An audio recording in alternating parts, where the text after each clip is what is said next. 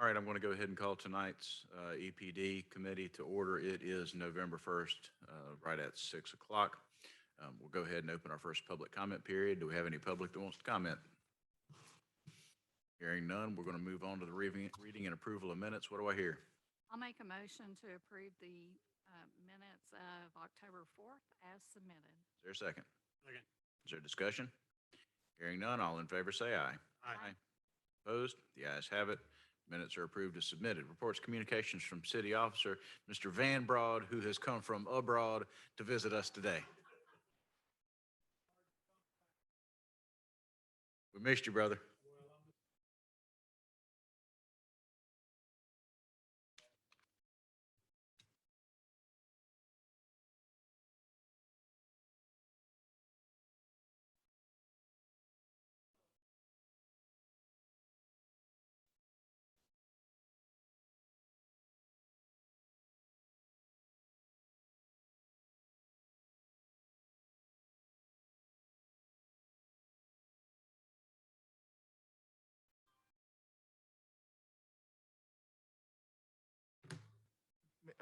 Mr. Brown, I don't want to, could you turn? There we go. Ha, ha, ha, ha. Ally stepped into her role of events coordinator with great spirit and hard work. She performed well for the city and will be missed. We're interviewing candidates this week for her replacement and hope to have a final selected staff member soon. Our lobby renovations continue to make good progress. A review of that progress was held today with our contractor.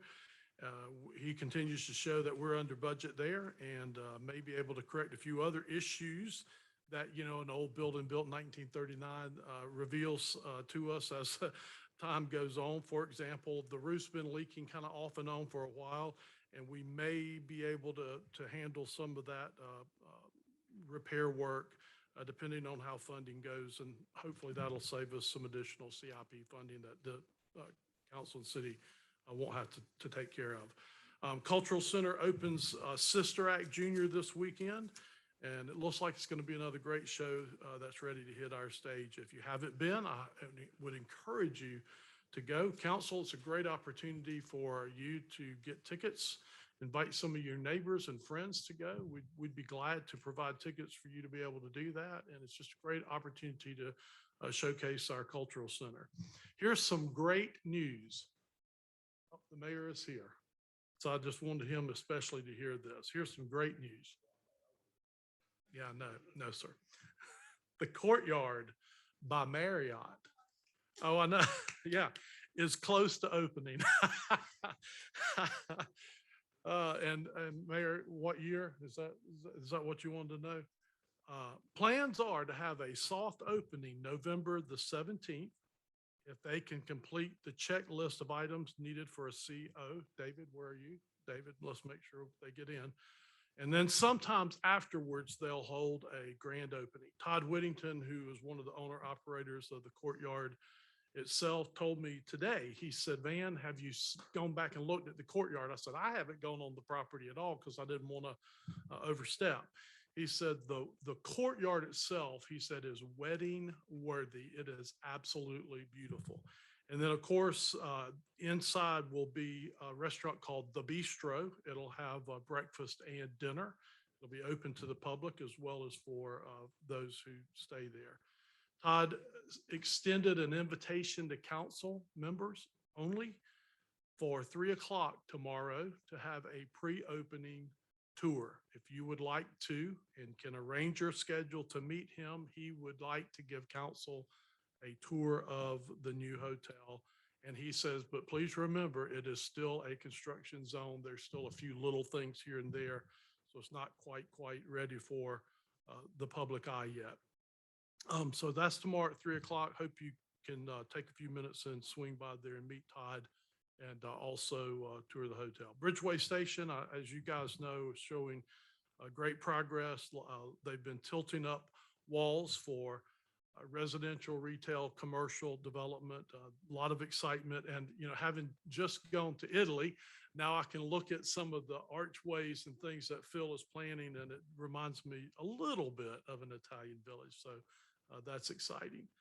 Aldi held its grand opening. I wish I had been able to be here for that, but I've already heard some great remarks in our community about that. It's just an exciting addition to our city.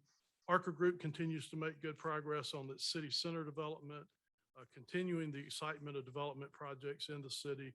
Other projects, we continue to work hard on other projects. There's some that I wish that I could share that are in the works. Nothing's done until it's done, but some of them would potentially make significant impacts to our city. And so we're still very hopeful. Talked to some development groups today that we've been working with just to continue to stay in touch with them. And we're still in the running for some opportunity that could be exciting for us. We're continuing to work with Mr. Kraleen on letters of support for the Swamp Rabbit Trail surrounding Genesee and Wyoming. And so we're looking forward to hopefully moving some of that project forward. And then another round of UTC tax credit funding. Mr. Madden had an opportunity to meet with Amanda Taylor of AT&T, who did some initial UTC funding for us. We got a letter of comfort from SCDOR. We've sent that on to Ms. Taylor, and she and I will be getting together next week to talk about the potential for another opportunity to work with them on additional trail funds. There's a lot to be excited about, I think, in the city of Mauldin, and it's just a great time to be here, and I'll be happy to answer any questions. Any questions from Mr. Broad? I just have one. Did you bring back any wine for me? Yes, sir, a lot. Thank you. Yeah. All right, now we're going to move on. We have a special presentation tonight, Small Business, Big Country. Clarissa Gainey.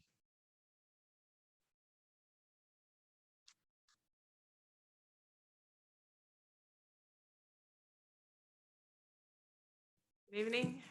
Thank you so much for giving me the time and the space to present this campaign to you. I have some handouts here.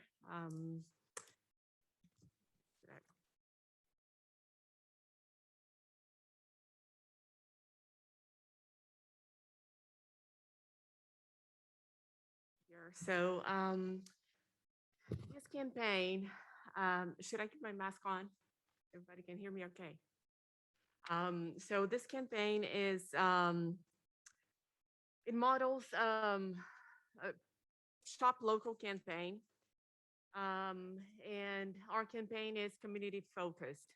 So we're really trying to work with our local businesses here. I'm a member of the Mauldin Chamber for a few years now with my digital marketing studio called Bright Graphic Design. And so since the pandemic, we've seen a huge change in the consumer behavior. So 73% of Americans now are trying new brands. And during the pandemic, we saw an increase of $183 billion in the past year, and in the e-commerce. So people are shopping more online than they were before. And the projections for 2022 is that we're on track to be spending $1 trillion online, which is a record amount for the United States. And this is called the Great Consumer Shift. And what this did with a lot of the local businesses, as we know, is that many of the businesses were not ready to see this change and this shift so quickly, and they're not having time to adapt. So they can't keep up, they can't sell online, they don't know how to sell online. And personally, we work with a lot of small businesses, and they just don't have the time to invest in social media, to work on their social media. A lot of the new businesses that are coming to Mauldin, they don't even have a website. So what happened is this, we know that if the businesses don't change, if they don't adapt to this new reality of online commerce, online shopping, they're not going to survive. And today I did this quick search. I just typed in on Google, businesses in Mauldin, and I zoomed in, and of course, we live here in Mauldin, and I saw that a lot of the businesses that are beloved businesses in Mauldin, they don't even show up on Google Maps.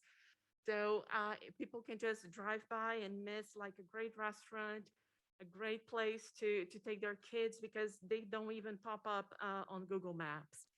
So this is one of the things that we want to fix and help business owners with this campaign, because our goal is to empower local business owners and help them better position their businesses online so they can be found. So one of the first things that we're going to do with this campaign is on November 9th, we're going to have a webinar, which is free. And I'm going to show these business owners how to create a Google My Business. So at least their businesses can pop up online and people can start finding their businesses online.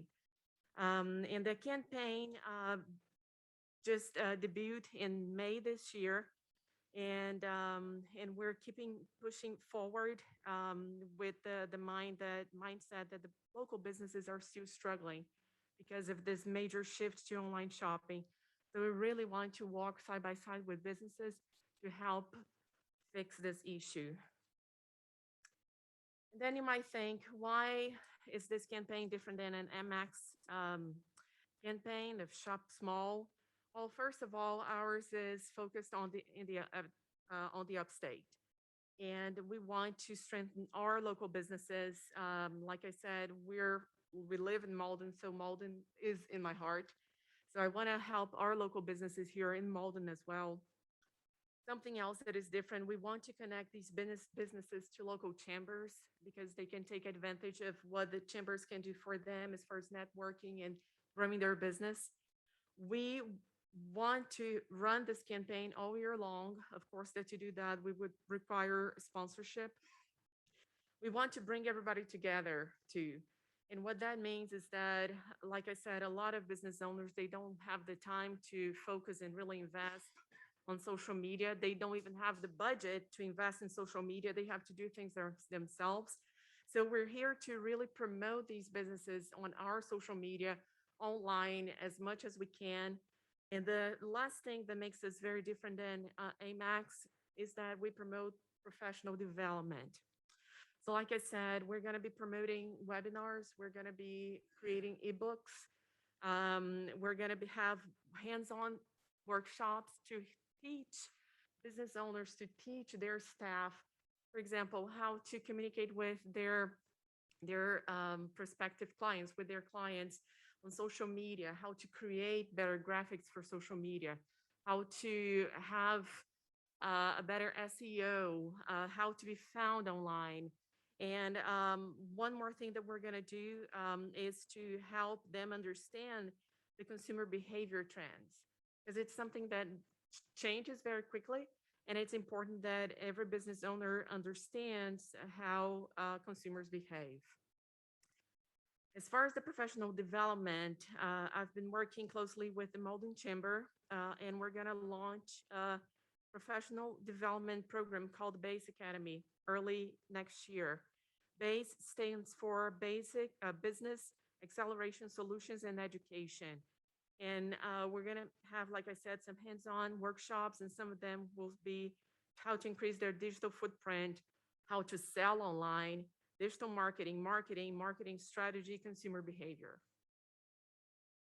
And in the next slide, you're going to see the design of the campaign. I have some posters here that I can leave with you too. So you're going to start seeing these posters on some of our businesses here in Mauldin. And each business will receive a kit with this poster, sticker that they can put on their window, and a magnet. And these were all donations from True Color Print Shop off of Lawrence Road. They contacted us and they wanted to contribute to the campaign. And of course, I'm not going to say no. It's a beautiful kit, and they can have, business owners can have those there. We have social media, Instagram, Facebook, and LinkedIn that we have our communications. We have tips for business owners. Today, we posted something about the trending audio on that they can use in their reels so it performs better. So since digital media is our thing, we're going to help them with digital media and digital marketing as well. And we envision having tote bags, feather flags, hats, T-shirts also made for the campaign. But also, and again, that all depends on sponsorship, and we've been looking for sponsors. Here we see three of our beloved Mauldin businesses that are already embracing the campaign. They've been talking about the campaign on their own social media, and some of them have the posters in their businesses. And what one of the things that the campaign is going to do once the business signs up, the person signs up, we're going to promote them on our social media. And later on, we plan to create a directory of all of the businesses that people can just download and see what local businesses are participating. Where can I find this certain business? Let's say shrimp and grits. And then they are going to be able to see Low Country Shrimp pop up and support that business. For the campaign, we have two different call to actions. And the first one is the supporting local businesses is as easy as 135. And it's not 123, it's 135. And the point is to shop one local business within a 3-mile radius from you and then give them a 5-star review online. A lot of businesses still don't realize, and a lot of people, a lot of us don't realize how important it is to give a good review to a business because it helps them perform better with Google. It helps also with, it impacts the consumer behavior. There's a research that says that 78% of people tend to shop a specific store or brand if they see positive reviews of them. So it's a huge thing. So we want to encourage people to do that. The second call to action is to do all things local. So dress local, bank local, drink, eat, listen to local artists, read local authors, buy, party, play, invest, design, donate, and print. So we're going to be promoting these things as well so people can really focus on our local businesses. And why supporting our campaign? Why am I here in front of you? A little nervous talking to you about this campaign. Because first of all, like I said, Mauldin is in my heart. There's something about Mauldin that we absolutely love, and it's good for the city. And we know that 2% of all of the H&A tax returns to the city. So if people come here and go to a restaurant, the city is going to be benefited by it. And if we put that business in the map, if people begin to find those businesses, those restaurants online, it's going to be good for the city. It also shows proactive governance because the Mauldin citizens and businesses will be experiencing firsthand the work of our engaged officials. It supports the city's narrative of change and progress. So Mauldin wants to be a destination. When we moved to Mauldin 5 years ago, this is what we heard. Mauldin wants to be a destination. And we know that so do the businesses here. With Bridgeway Station and the Mauldin City Center, they're going to change Mauldin forever. So the next 5 years, Mauldin is not going to be the same at all. Mauldin is going to be a better city, a bigger city. We're really walking towards a better Mauldin. And so there isn't a better time for the city to show how supportive it is of its own local businesses. Because once we work with these businesses together, we're all going to grow. And how can the city support the campaign?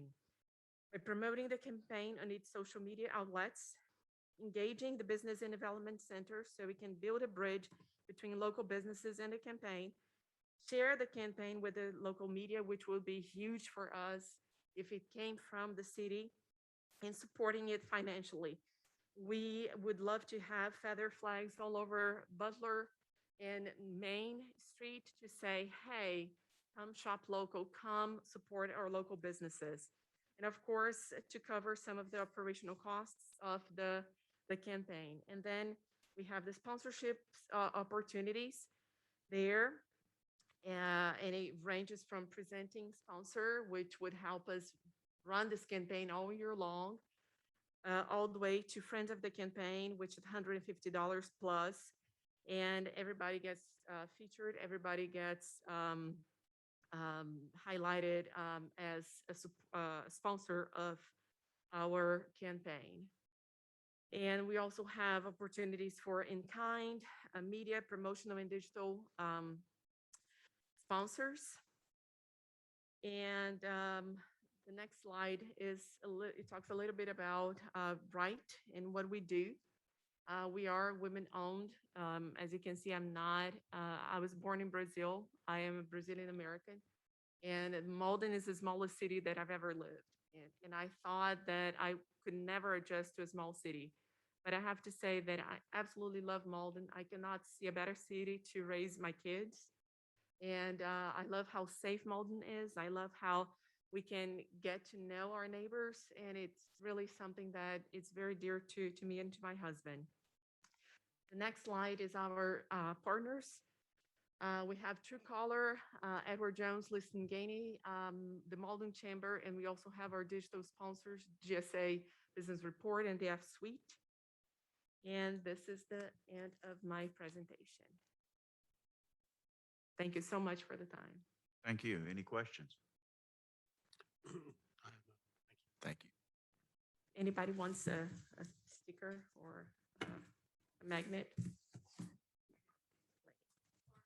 Yes.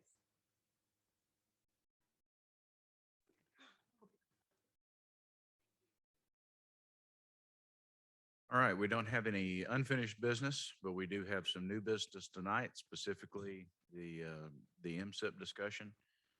Mr. Madden, is that going to be you or Mr. Love? Mr. Love. Hi, Brad. Hope you guys are doing well. So before you tonight, you've got a resolution that is consenting to a piece of property in the city being designated as a multi-county park. As you guys know, a multi-county park doesn't necessarily mean a park you drive up to, but it's just a designation of a piece of property on a map that triggers the taxes to become fees. In this case, Greenville County had a fee and lieu agreement with Compex back in 2000 and 2005 and just did not do the next step to put it in a park. So we're doing their latest special source revenue bond issue, and they're looking at cleaning up those properties. They had several parcels, all but two were not in the cities. That to put in a multi-county park. And so one was in the city of Mauldin, one was in the city of Greenville, and the rest were in unincorporated areas. And so this resolution puts the property in the park. It keeps the level of taxes to the city the same, with the exception of the 1% that goes to Anderson at the top of all properties before it's distributed. And it doesn't allow any change to the arrangement without the consent of the city. Do we have a motion on the resolution? I'll like to make a motion, right, to properly to forward to full committee to full council the resolution consenting to the placement of certain properties within the corporate limits of the city of Mauldin in a joint county industrial business park, Greenville and Anderson counties. Do we have a second? Second. Is there discussion? Hearing none, all in favor say aye. Aye. Aye. Opposed? The ayes have it, and we're forwarding that to full council. Thank you. Thanks, Brad. That moves us to our second public comment period. Hearing none. Committee concerns. Hearing none. What do we hear on adjournment? So moved. Second. All in favor? Aye. Opposed? We are adjourned at 6:25. All right, Mr. Black sat down, so we will call the second committee meeting on public safety, November 1st, to order at 6:26 p.m. Present are myself, Carol King, Mr. Dale Black, Mr. Jason Kraling, along with Chief Miller, Chief McCone, and our city administrator, Mr. Madden. We will move on to the next agenda item, which is public comment. If we have any public comment at the time, please step up. Otherwise, you'll have another opportunity at the end of the meeting. Reading and approval of the minutes from October 4th. What's committee's pleasure? Thank you, Mr. Black. Have a motion. Do I have a second? Second. Any discussion or corrections to the minutes? Hearing none, all those in favor say aye. Aye. Aye. None opposed. Motion carries unanimously. Sorry, Chief McCone. Step on up.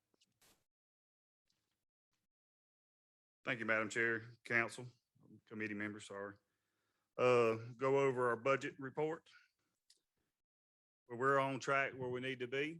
Like I said, the ideal remaining percent is 67. We're at 83%. So 16% under currently. Any questions on that? Also, I like to bring up, which we discussed a while back about selling surplus equipment. And I have a local department that's wanting to purchase the whole lot of our old SCBA's. I was just gonna see what y'all's recommendation on with that, because we've talked about putting it on gov deals and doing that way, but if a local department wants to do it, that's up to y'all. I'm just bringing it forth to y'all for y'all's discussion, or y'all, whatever y'all want to do with it. Committee, from what I understand, the surplus equipment, the offer has been made to buy the, like Chief said, the entire lot, which is attractive to me because it liquidates all of that at one time. So it's going to save time, and we're probably getting more money for it that way, or at least the equivalent of what we would. They're wanting to purchase get. $15,000. Any questions on that? Brandon, does this fall into the,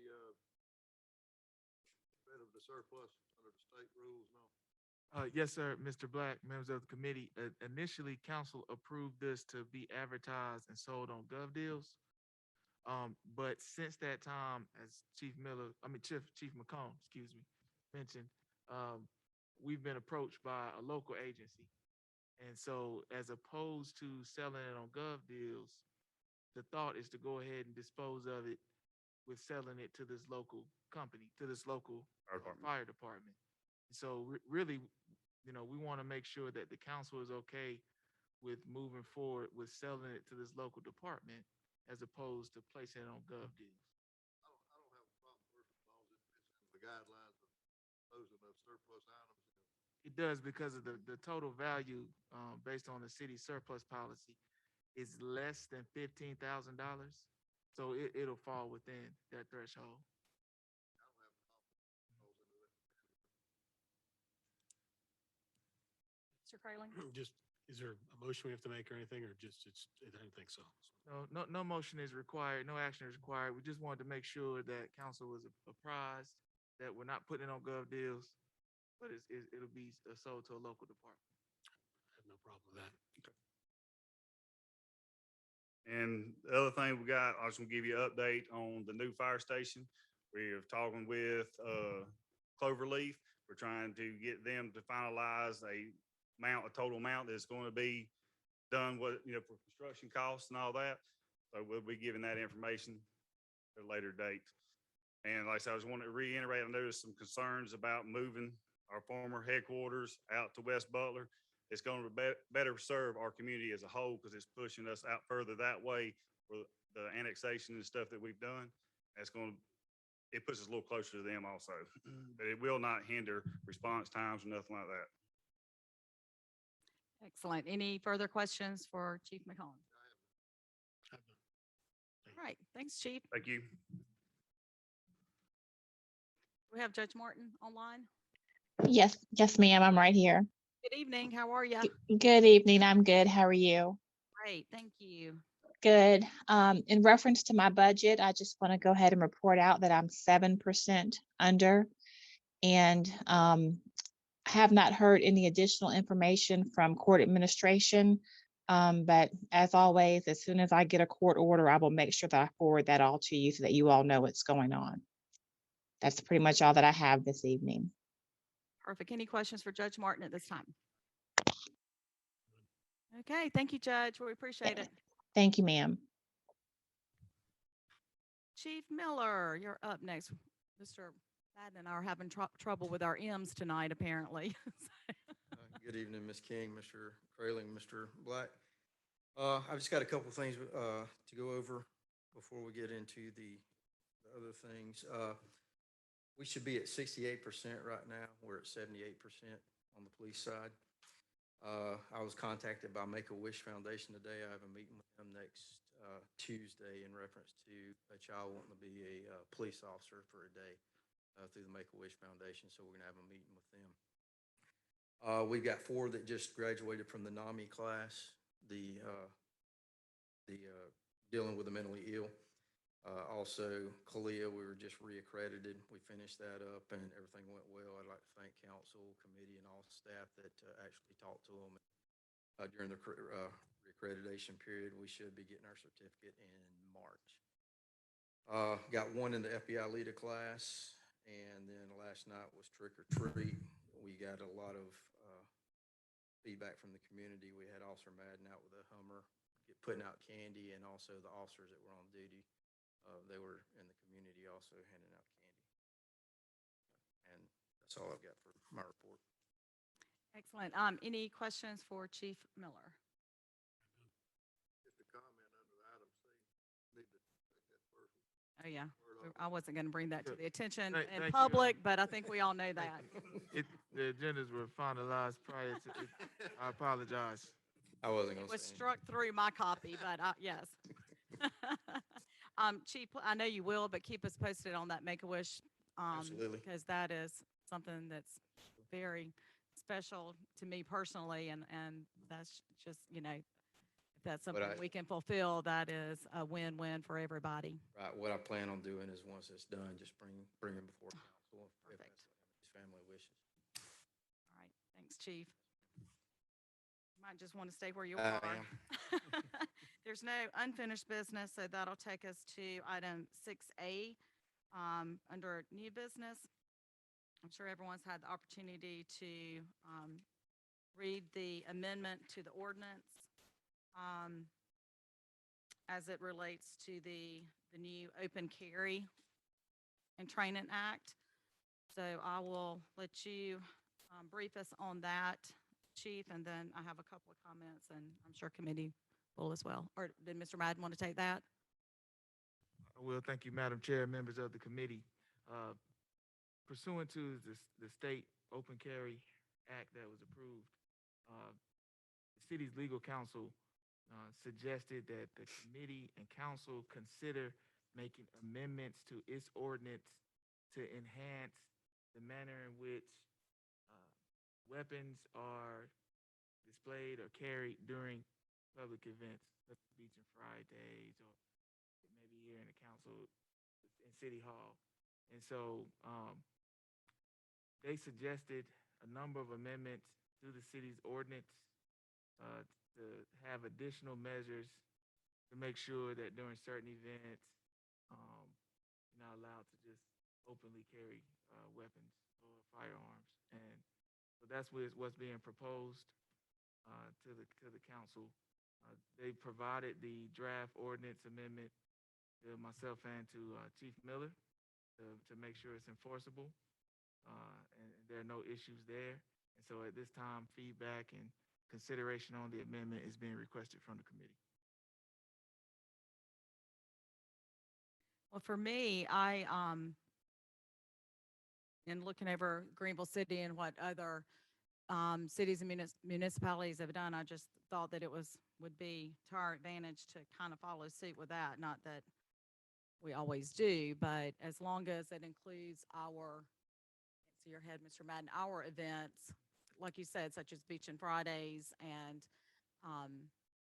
just public events that would be held not necessarily on city property, but all property within the city. Does that cover those type?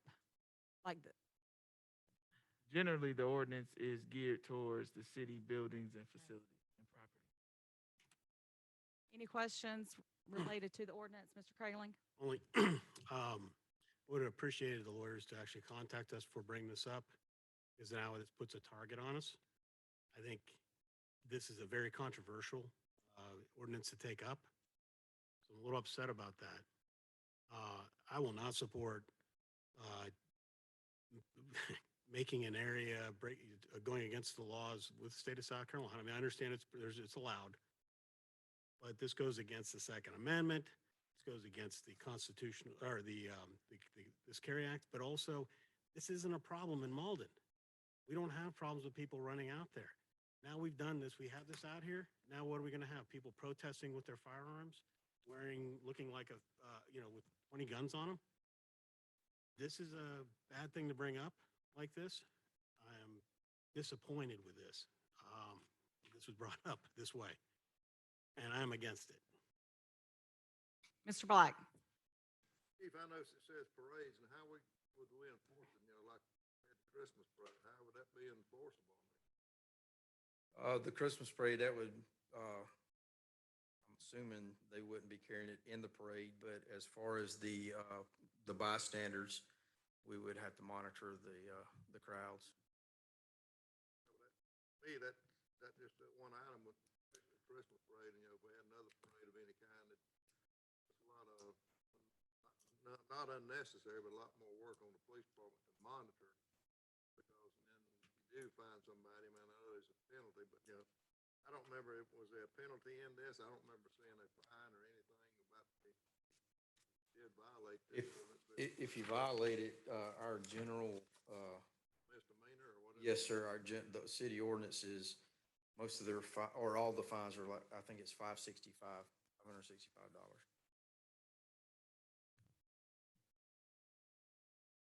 And I'm kind of like Jason in a way, but I would like to see, get the legal department to discuss everything with us before we take any kind of action on council, pro or con. So, and it's a good thing and it's a bad thing, but Well, if it's the pleasure of the committee. I can understand in this courtroom and things of this nature, but outside, and even Beach and Friday, it's an enforceable thing that puts some more responsibility on our police department and all to make sure the people adhere to it. So.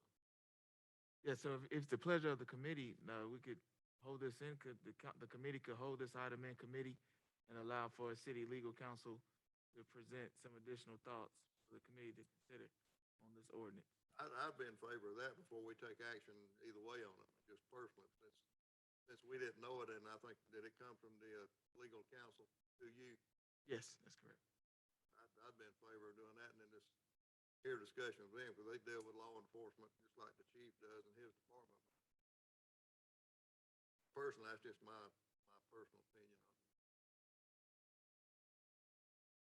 Mr. Kraling.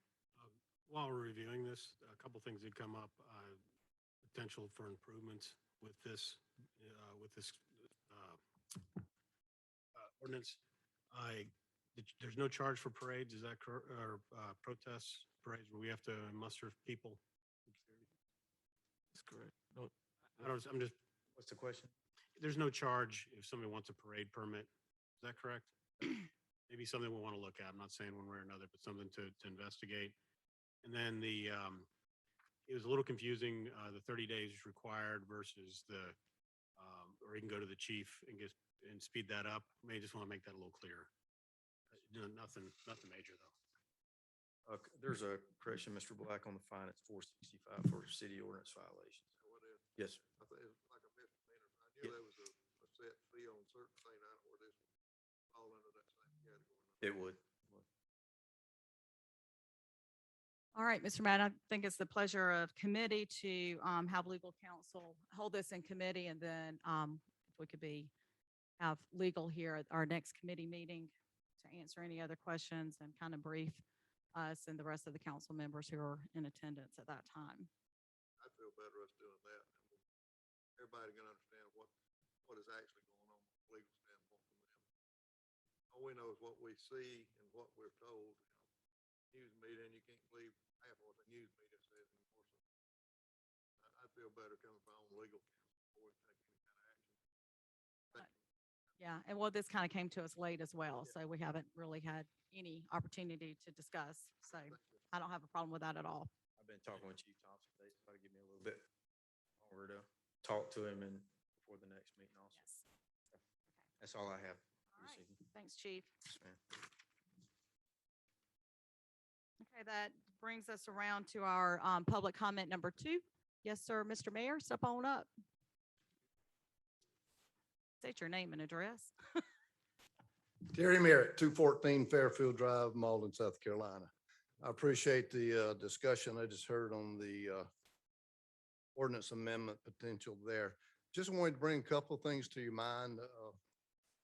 And I am a long-time member of the NRA, so I'm not standing here unbiased somewhat, even though I'm not a fanatic, I don't think on either side of it type thing. Just be sure you understand that what South Carolina did was open carry. Open carry did not expand availability of firearms. It only allows those people that already have a CWP, concealed weapons permit. Instead of being concealed, it now allows you to wear it openly. That's what it all is. And that's section 2331-530 they talked about. And it appears part of this proposal that was before you guys tonight tends to want to expand upon that.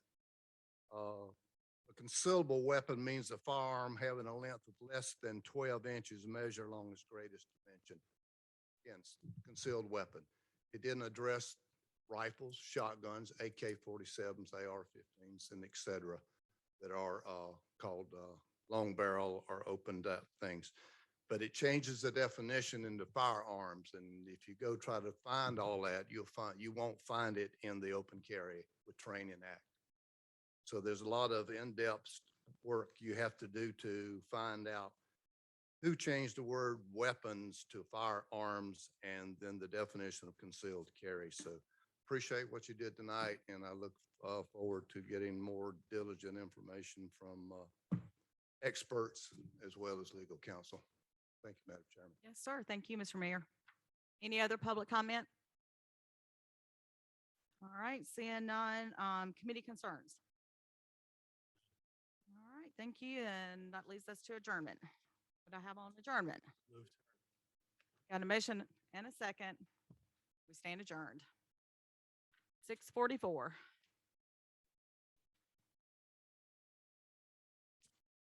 Call to order the Public Works Committee meeting. It is what, 6:46.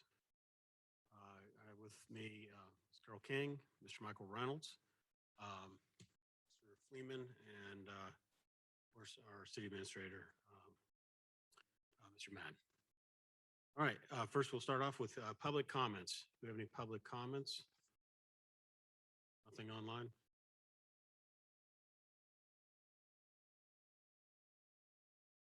No, Mr. Chair. All right. We have the reading and approval minutes from October 4th, right here. Motion to approve as submitted. Second, Second. any discussion? All right, with that, those in favor vote aye. Aye. Aye. Opposed, like sign. Ayes have it. Move on. All right, reports and communications from our Mr. Fleeman. Thank you very much. I would just like to take this moment. I don't know why, but when Terry said that he was in the NRA, he stared me down. I am also in the NRA, so thank you. But I don't know why you think I wouldn't be, but all right. So That's because you aren't wearing the jacket. He's wearing the jacket. That's how you can tell. as far as the budget goes, at this point, we should have about approximately 68% left in our budget. Our different divisions within the department range from, I think it's 72 to 88. So we span the gambit. We're all doing financially well. We haven't blown the top off anything. Yeah. Questions? Mr. Fleeman, it came up during our workshop a couple days ago, but you've recently moved into your new facility. Could you update the public also as well as to how that move went and how the facility is going? Sure. It was a lot of work. But you know, what they say is if you ever want anything in life, you got to work hard for it. The facility was left in dire straits. The tenants moved out and left so much trash, so much of years of accumulation. It took us the better part of 2.5 weeks with like skid steers and backhoes and garbage trucks to just load up everything that they had left. I mean, it was jacuzzis, it was hundreds upon hundreds of wooden pallets. It was a lot of trash, but luckily we're in the business of trash.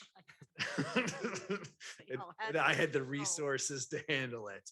All the divisions we worked, we phased it. We brought sanitation and parks over first, then streets and sewer. And once everyone was in place, then we made the transition to close down Jenkins to bring the fleet over while the renovations were going on of the facility, to include oil water separators, moving of the truck lifts, fencing off the property, regrading portions behind the facility. Start to finish, we moved both Jenkins and McDougal in there and shut down the other facilities in a total time frame of 90 days. There's still some work to be done. It's going to be a continuing process as we move along. We're proposing, redoing the parking lot in future budgets, painting the office building. There will be some HVAC work, just like all our other facilities, as that continues. And just outfitting the extra space that we have now that we never had. But you're all more than welcome to stop by. Michael Reynolds, he decided to come down and pay a visit. I hope you were impressed and felt like it was a good investment. You didn't mention I brought donuts too. That Would have appreciated that. I didn't even eat one. I considered it, but I didn't.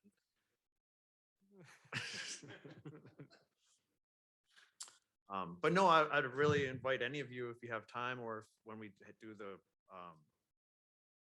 whatever after the election season, to come down. I'll give you guys a tour, I can show you everything, show you the plans of what we plan to, improve upon over time, see what your money has, been spent on and how it has been spent wisely. I guess I do want to make sure it's clear that you removed the hot tub from the facility, you didn't add one, and that's the new. No. He it didn't say was- he removed all of them. He said Oh, there were some okay, removed. okay. Yeah, Go so ahead. much junk. Thank you, Mr. Chairman. No, I did want to, sometimes the vision of what you're trying to do can be lost, not just among your employees, but in the general public and something like. But what I appreciated is the vision that you had for that facility, and appreciated this council taking the opportunity and turning that into a really neat facility. It's not going to, Mr. Fleeman's correct, it's not beautiful yet, but with some time and resources, it can be a really great facility that's going to serve the citizens of Mauldin for a long, long time, I believe. But more than anything, having the wherewithal with your staff, I know, again, lots of changes can be difficult for everybody, but having the vision and wherewithal to push staff to see the possibility in that facility was great leadership from you, and I certainly appreciated that as I walked through the facility. And I would encourage you guys to take a walk. I wouldn't say it's beautiful, but it's working that way. So a work in progress, like we all are. Thank you, Mr. Chairman. Thank you. Let's see here, there's no unfinished business. And I guess on to new business. Glad you stayed up there, Mr. Fleeman. Yes, so if you can remember from last week, we, at the council retreat, we discussed potential changes to the ultimate disposal of brush. We've looked at the process by which we've been doing it. We crunched some numbers. When we can, we compost it through Henson's. The cost of Henson's has gone up. We still continue to use them, but at periods of time, we're left with no place to go other than the landfill. And we found it more economical to actually pay contractors to haul it for us. During the 2020 fiscal year, we spent a little over $125,000 for disposal. And that's not labor, that's not fuel, that's what we handed someone to come load the stuff up and take it away. We determined that when looking at the numbers, if we were to go ahead and just acquire the infrastructure, the equipment that they have, the haulers have, when we do that initial capital investment, and we eliminate that annual fee of $125,000, if we plan to, buy the truck and trailer, replace it in year 7, over the course of like a 10-year cycle, we're seeing a realized savings of $850,000, $860,000 in tipping fees. So the recommendation from committee, not committee, but excuse me, the council retreat last week was to take this to committee now, to take it before council to go ahead for Mr. Kraling, as you indicated, one of the concerns was that the lead time in purchasing equipment and purchasing vehicles is so long that to bring it now so that we can acquire it sometime before 2023 would be ideal. So what you have before you is a resolution to use existing funds budgeted in tipping fees to go ahead and purchase a day cab and a 75-yard dump trailer so that the hauling and disposal can be conducted in-house by city staff. The potential realized savings over the course of 10 years of $800 and some thousand. Could you also express how many hours saved using the vac trucks we get from this? Did you discuss Oh, last week? yes. Currently to go down to Henson's and back, you're looking 40 minutes, give or take, that they're off the route. They have to take, 3 trips a day. So you're looking at, 2 hours, a little over 2 hours a day. Each truck is not on the route, not doing its job. It's doing its job, but it's disposing. In order to continue at the cycle we have now, the 4-week cycle, and potentially move it faster up with, next year's capital budget, more equipment, more staff, the expansion of the city, the more neighborhoods and houses we have to go through, getting that time back for the employee to be on the route in the truck better serves the city than 3 trucks wasting 6 hours a day hauling down to have it disposed. So it almost gives us an extra vac truck. Almost, Yes. in theory. Also, the delivery times, you also talked with the new truck, we'd only have to arrive, we'll probably have to drive it down to the Henson's or the dump. You said once or twice a week. Once or twice a week, that's correct. Which is a couple times a day. So there's fuel savings probably here as well. We don't see probably additional savings that are not even covered in this, correct? Yes. And one thing I didn't put in there, but I'm always going to make the pitch, is when you're in streets or you're in sewer or even in parks, we have career progression for our staff. They can get certification, they can get their wastewater DCBA, and they can put some more change in their pocket. When truck drivers come to work for us in sanitation, they're really, it's like a wall. They get the annual cost of living increase, and that's it.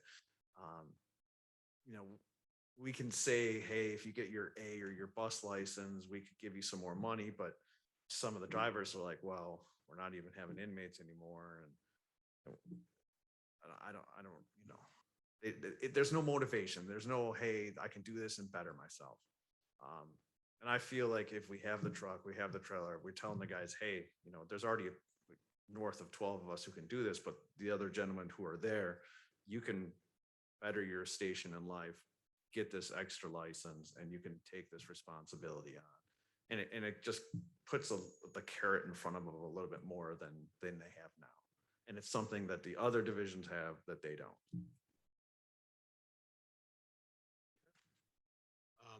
Roy here. Mr. Chairman, I'd like to make a motion that we approve the purchase of a day cab truck and 75-yard dump trailer. I Motion? second that. All right. Any discussion? One quick comment. Normally, I would not be in favor of non-budgeted capital large expenditures like this, but again, going back to facility down there. This was something that came up with the flexibility that that facility now offers. It's something that makes sense to move forward, in my opinion. Agree. All right. With that, those in favor say aye. Aye.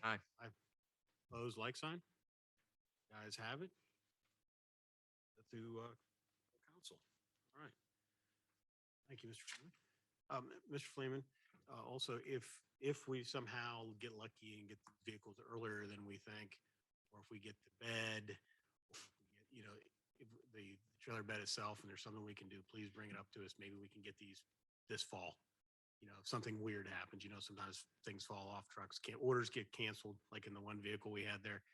So if you do, don't hesitate to bring that up if there's some way to make this happen quicker. Well, I'll do everything in my power to facilitate. Thank you. this. No problem.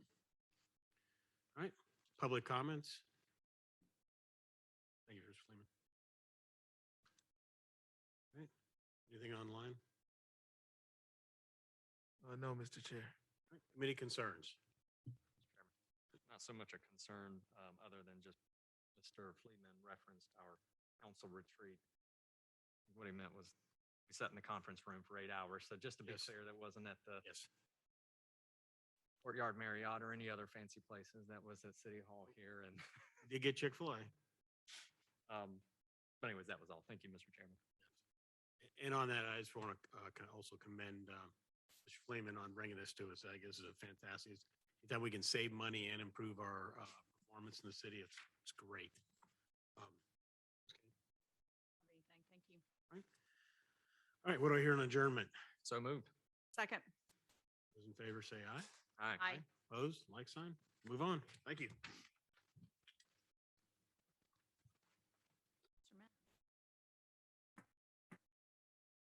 Okay, I am going to call to order the BDS committee meeting.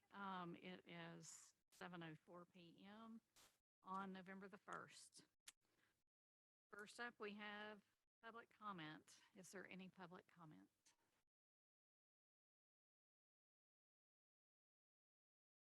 All right, hearing none, let's move on to reading and approval of the minutes of October the 4th. Move for approval. Do I hear a second? Second.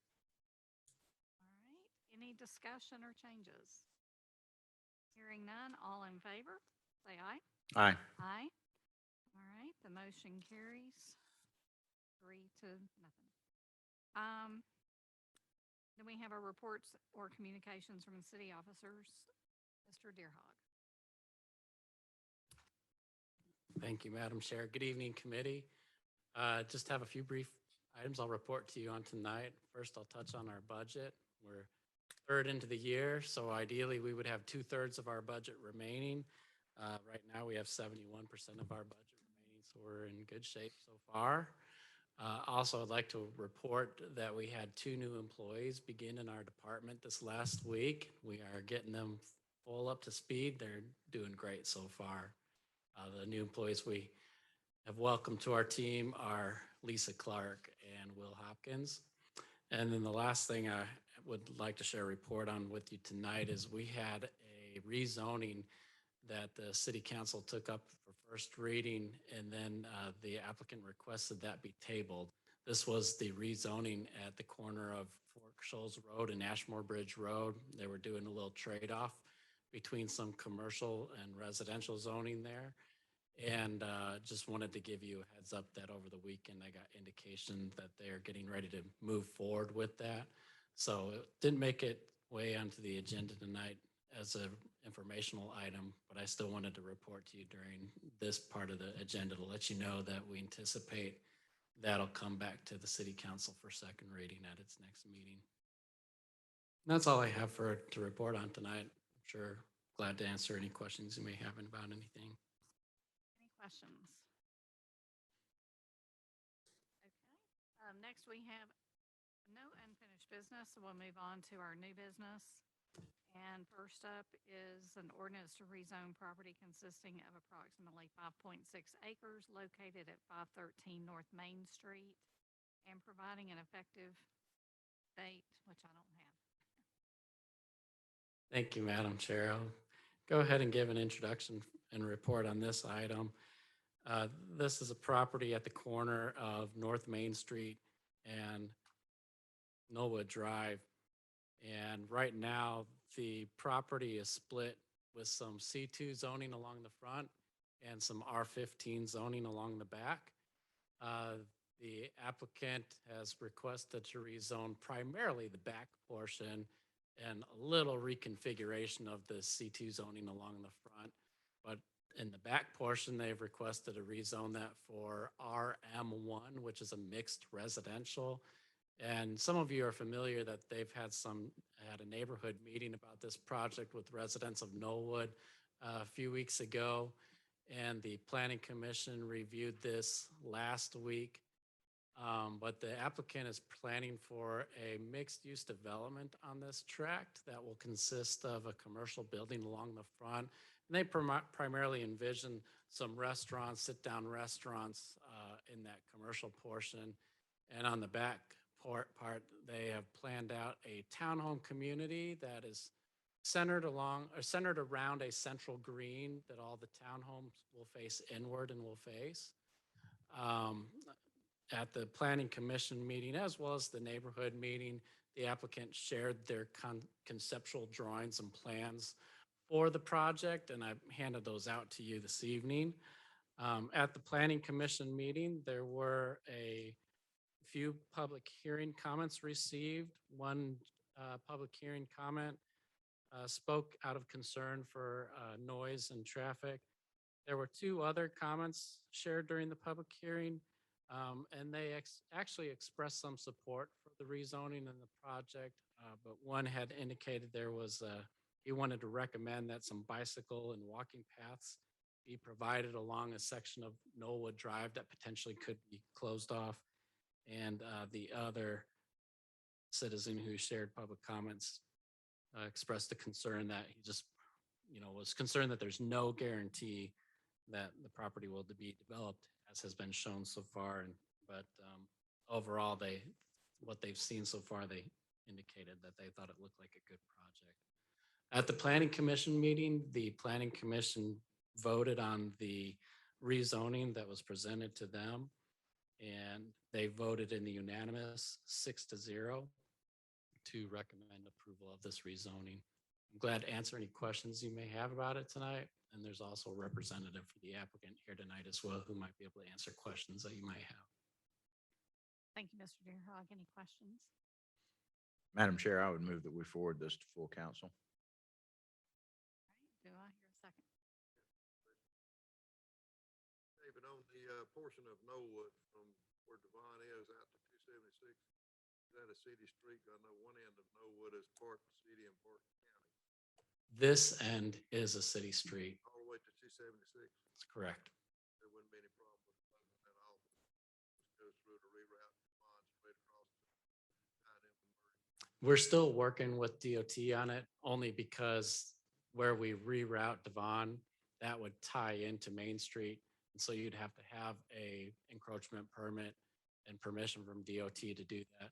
So even though this part of Knollwood Drive is all a city street, and certainly whatever we do at the intersection of Knollwood and Devon is up to the city, we're still working with DOT on that because there's an element of it that ties into their right of way. They would still have some say in us closing off that portion of Knollwood, even though it's our street because it ties into their street. Correct. In fact, it's DOT who's driving, closing off that portion. I don't have a problem. I didn't know about that because on the upper end, I think of Knollwood, it's one side is county and one side is city. Correct. Thank you, Madam Chairman. You're welcome. Okay, do I hear a second on the motion? Second. All right, any discussion? I have just a couple of things that I wanted to point out. There was a resident who was concerned about overflow parking. I'm guessing that the overflow parking for those who live in the townhome community will then park in the business restaurant area. I don't know if it has been decided how many parking spots will be available for the C2 portion. So that's correct statement that they could use the parking there for overflow. I don't know that they've gone to the design close enough yet to specify the number of parking spaces. I'm gonna look over my shoulder here and see. Okay, so they're not at that extent of the design yet to specify what the number of parking spaces will be. There'll be some different factors that'll affect that, such as meeting landscaping requirements and such, but as they get into the engineering, they'll fine tune that. The other thing that I guess is of a little bit of a concern is who will maintain the green space between the development and the neighbor on Devon. The reason that I would bring that up is I know that the neighbor on Devon really, he has small children and he's concerned about privacy and people looking over his fence. And so right now he's not maintaining next to his fence. There's a lot of overgrowth, but I feel like it's due to, it helps to keep people from looking over his fence. So once that is probably cleaned up and that section is grassed over, I guess I would want to see maybe the developers and the homeowner kind of get together on how they can protect his privacy in his backyard. The other thing, I'm not concerned at all about the noise from the rooftop restaurant that is maybe, being proposed, because I feel like if it is a bistro type restaurant or just any kind of upscale restaurant, that there won't be playing loud music that would disturb the neighbors. And I'm sure that it would probably be turned off before 10, 11 o'clock in the evening. So I didn't have any concern with that. Anything else? Any further discussion? Okay, hearing none, what do I hear on moving this forward to full council?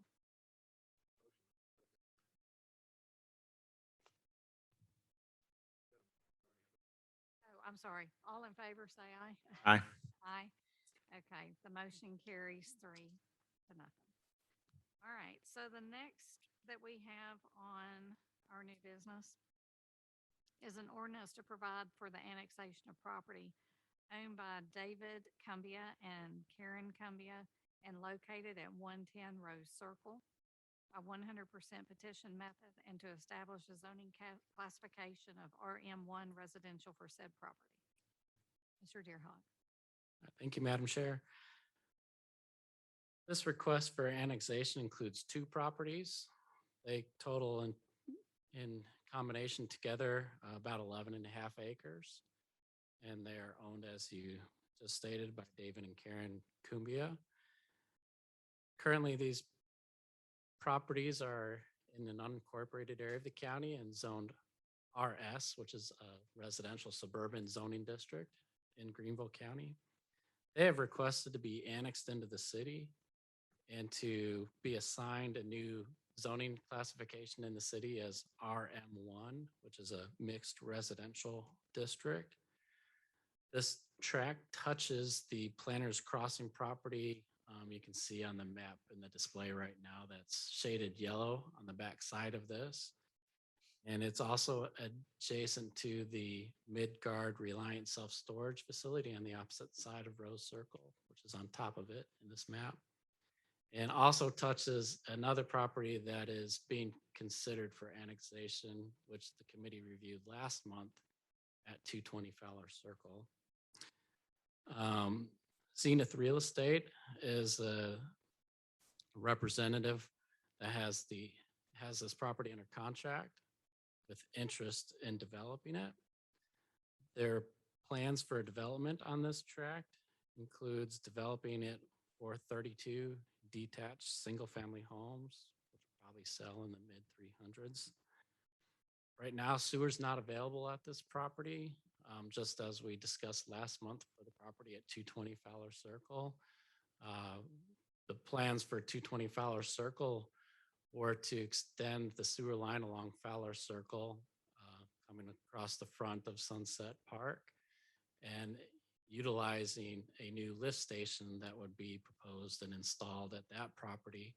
So I bring that up because the intent for this track that we're reviewing tonight would be also to tie in to that lift station that is tentatively planned for the property at 220 Fowler Circle.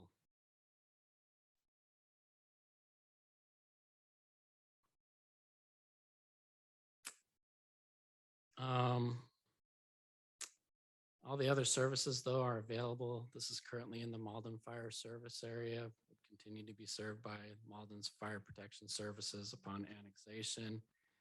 And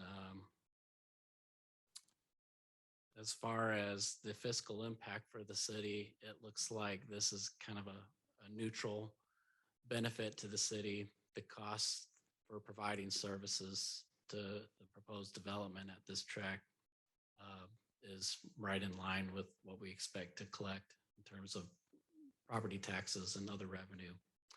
So it's a neutral impact.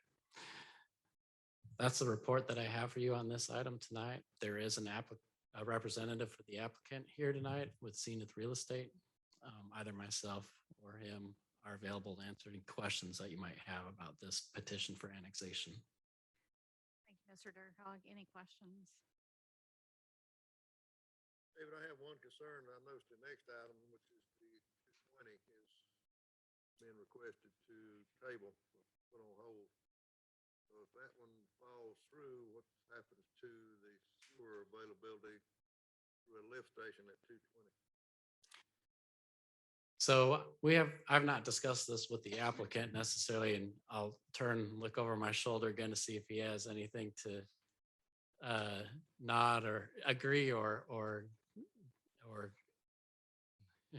conflict what I'm about to say. But you're right. Right now, the plan is that the lift station at 220 Fowler Circle be utilized to also serve this project.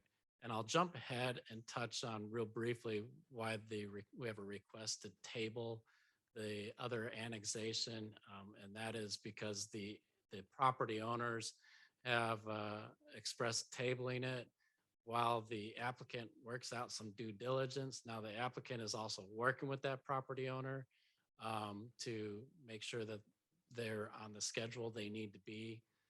So it's possible that the developer gets accomplished what they need with that property owner, that it might not have to be tabled. But as you saw on the agenda, we did receive the request from their property owner to table that for the moment.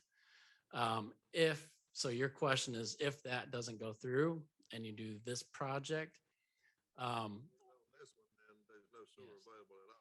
so they will still need to work out the sewer, and the anticipation is they would probably still be looking at a lift station there. They would need to work on securing whatever necessary easements, if any, would be needed to extend the sewer line to where the existing sewer is and install a pump station. I'm gonna look over my shoulder now and see if I misspoke on anything. Is that a correct depiction, or do you want to come and correct me? All right, it sounds like he has a little bit to correct me on, so I'll let him have a chance here. Good evening. I'm James Colton Miller, 213 Heartland Place. It's a privilege to address you guys tonight. So, Dave, as David pointed out, we do have developments that seem to be contingent on each other in that they both utilize the same lift station currently planned for the western portion of the Fowler Circle property. However, and as David noted, later on your agenda is indeed a motion to table the Fowler Circle property. We have been in conversation with the owners, and we plan to work out that by the time it would reach council on November 15th. However, to answer your question, Councilmember Black, should Fowler fall through, for instance, we're still committed to doing the Rose property. Our plans at that point in time would be to extend sewer down Rose Circle and then have a lift station at the southern portion of the Rose property. I think additionally, We have been in contact with Hank Didier, who's the owner of the Planters Circle or Planters Crossing development just to the west, zoned RM1 currently. And we would plan to link the sewer from our pump station, pop out a manhole on his property to service that, to limit the amount of pump stations Mauldin would have to contend with. Does that answer your question? And in short, we are committed to still doing Rose Circle. We would just extend sewer down. Concern was the other one's tabled and then it's contingent upon that one being adopted for this one to tie into that lift station. If Fowler Circle does appear to be, at an impasse to where it could not be moved forward, we would just move forward with Rose individually. Rose Circle, that direction. That's right. Yes, sir. Had neither of our developments gone through, Hank Didier, the owner of the Planters Crossing property, would have to take sewer down to his property via Rose Circle. That would have been his plans had we not been developing and had been closer to sewer and had been further along in the process. Certainly. Thank you. Any further discussion or questions? Okay, so what do I hear on a motion on this? Madam Chair, I'm going to move that we hold this in committee until the 220 Fowler Circle issue is resolved, because now we have really 3 developments that are contingent upon each other. And I think that knowing how sewer is going to look, we need to be very intentional in that. So I'm going to move that we hold this until 220 Fowler Circle is resolved. Thank you. Do I hear a second? Okay. Any discussion? Hearing none. All in favor of holding this in committee, say aye. Aye. Aye. All right. So motion carries 3-0. All right. Next on the agenda is the request to table. We've already kind of talked. Yeah, so just real briefly, I touched on this a moment ago. This has just been included on the agenda for informational purposes tonight, but if unless something changes before the November 15th council, I just want to make sure that you're aware that this may be presented at that council with a request to table it. Okay. All right. So the last item is an ordinance to adopt a revised business license ordinance in accordance with the Business License Standardization Act. Mr. Deerhall. All right, thank you, Madam Chair.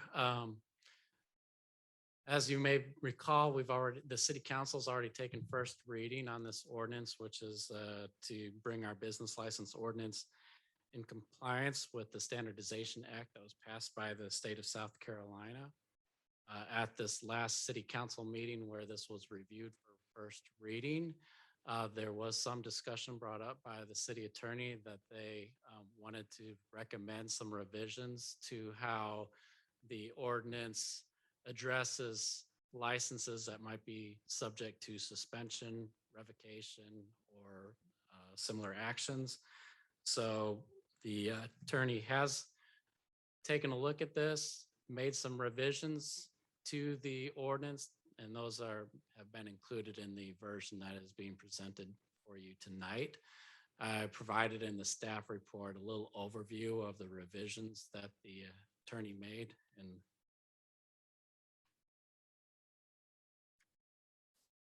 any questions for Mr. Deerhall? sorry, I meant to grab my report on that real quick. Let me just finish on that real briefly. So,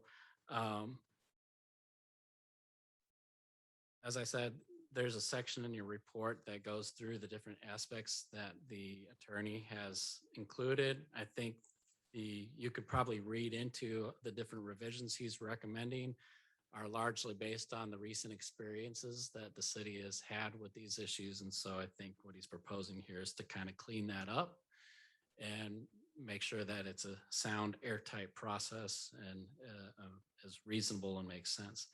The last thing I wanted to comment about this is that at the city council meeting from one council member, there was a request that we look at the late penalty fees that are provided in the business license ordinance.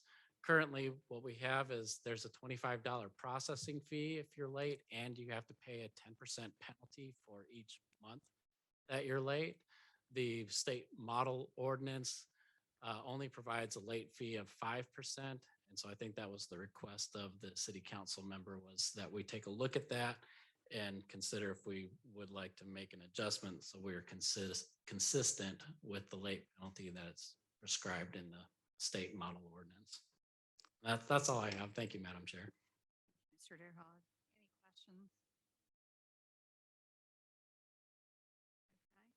Okay. What do I hear a motion on the moving this to full council? Should we send this to full council for consideration, more input from council? Do I hear a Second. Any discussion? Hearing none, all in favor say aye. Aye. Aye. Aye. Okay, motion carries 3-0. All right, next on the agenda is public comment. Do we have any public comment?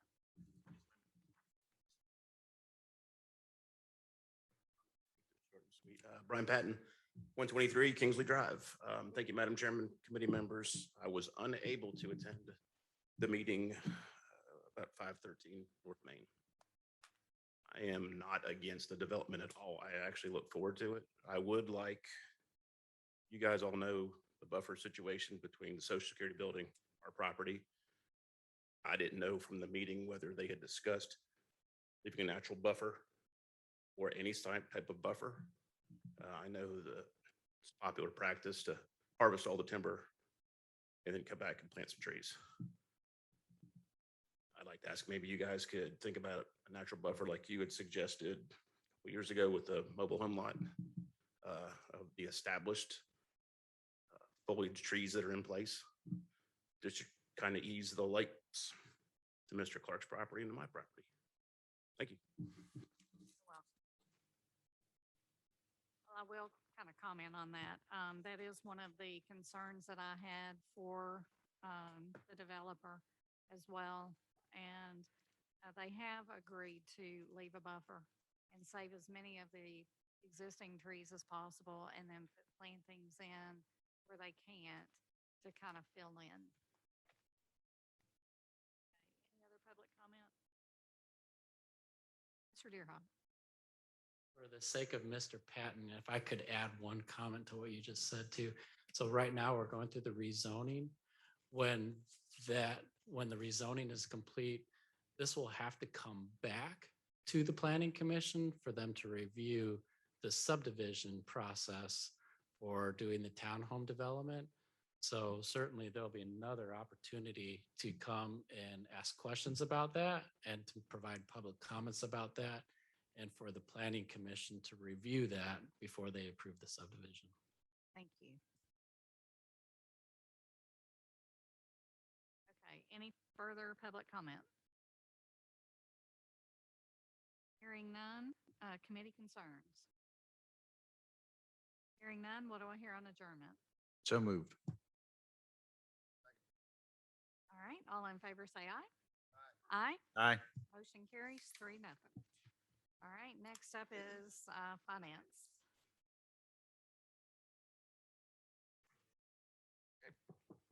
I would like to go ahead and call this November 1st Finance and Policy Meeting to order. The time is 7:32.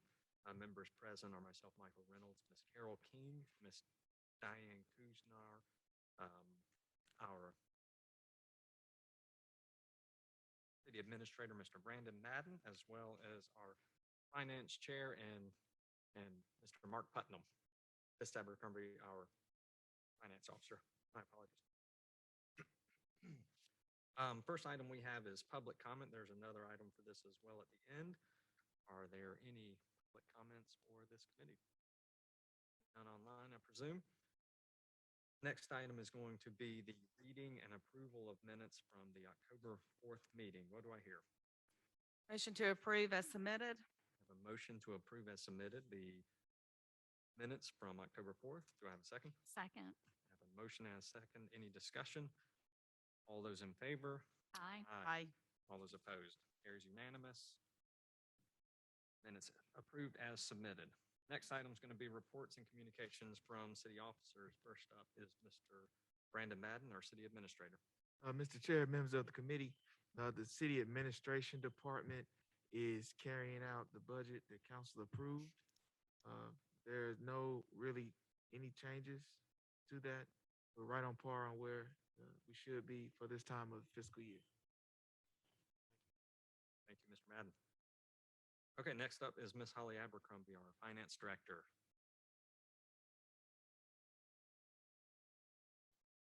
Good evening, committee. Yeah, as you've heard from all the department heads, budgets are tracking really good. Revenues are not as robust as I'd like them about this time, but that's municipal revenues at this time of year, but they're in line with where they should be. And then I would also like to tell you on the second part of mine, I have given y'all a budget calendar because it's that time of year again. And that's just for your review, let you be aware of dates and everything that we have coming up early next year. And that's all I have unless y'all have any particular questions. Do we have any questions for Ms. Abercrombie? I was just looking to see if what we had on my birthday and anniversary and tax day and Yeah. true to course. Thank you, Holly. No, absolutely. So for the rest of council, if you'll take a look at the agenda for this committee, you'll notice the budget calendar, lots of dates to put in your calendar to start thinking about. And this committee's work will ramp up pretty heavily towards the first of the year, February, going into March, April, May, June, July, August. Last item is going to be for Mr. Mark Putnam. We have an update from your office. How formal Chairman, that sounds. committee, thank y'all for allowing me to speak in front of you tonight. Last week or last month, we talked about, with October being, Breast Cancer Awareness Month, we were going to have a raffle. We are pleased to announce that, we raised $345 for the, Susan G. Cohen Foundation, and, very pleased with that. Normally in November, we have a food drive, but the food bank that we have worked with the last couple of years has had a private donation that has got them very well stocked. So we asked them how else we could help needy families in the local area. And this year, if you look out when you leave, you'll see barrels that we are going to be taking cleaning supplies, that is a hard needed item during this time of year. So that's what we will be doing this year during November. Also want to remind the council that this time of year is the time that we do the evaluation for our city administrator, Mr. Madden. And I have placed in everyone's mail slot those evaluation forms so you can begin that process. And then just let me know how I can help you through that by putting it, all together as we have in the past. So just call on me as you need anything. That's it. Any other questions? Any questions for Mr. Putnam? Okay, very good. Thank y'all. Thank you, Mark. Okay, we don't have any. Next item is going to be unfinished business. We have none. Our next item below that's going to be new business. The first one up is the acceptance of a donation for a veterans bench. This is page 7 on in your packet. Mr. Madden, anything to add? Mr. Chair, I do not have anything to add. This is similar to what was presented last month during the committee. It's a request from Mr. Patrick Schoolcraft to donate a plaque engraved in remembrance of his father, Mr. Walter. These are the easy, fun stuff we have. What do I hear from the committee? Mr. Chair, I'll go ahead and make the motion to forward to full council the recommendation to accept the donation of $1,151 for the Veterans Memorial Bench in honor of Mr. Schoolcraft. Thank you, Ms. King. I have a motion to accept the donation of $1,151 donation from Mr. Patrick Schoolcraft's plaque. Do I have a second? Second. Thank you. It was in made by way of Patrick. Thank you, Mr. Walter Schoolcraft. Let's get the engraving right. Fortunately, that'll be up to someone else. I have a motion and a second. Any other discussion on this item? Very good. All those in favor? Aye. Aye. All those opposed? Hearing none, carries unanimous. Move that to full council. Thank you. Next item is medical benefits renewal. This is mostly for information purposes, correct, Mr. Putnam? Mr. Madden, did you have something to add? You were holding your mic like you were ready. Oh, that's correct. Okay. Information on. We're going to have to apologize to committee for this. We got a little ahead of ourselves. We're going to bring this back to committee next month.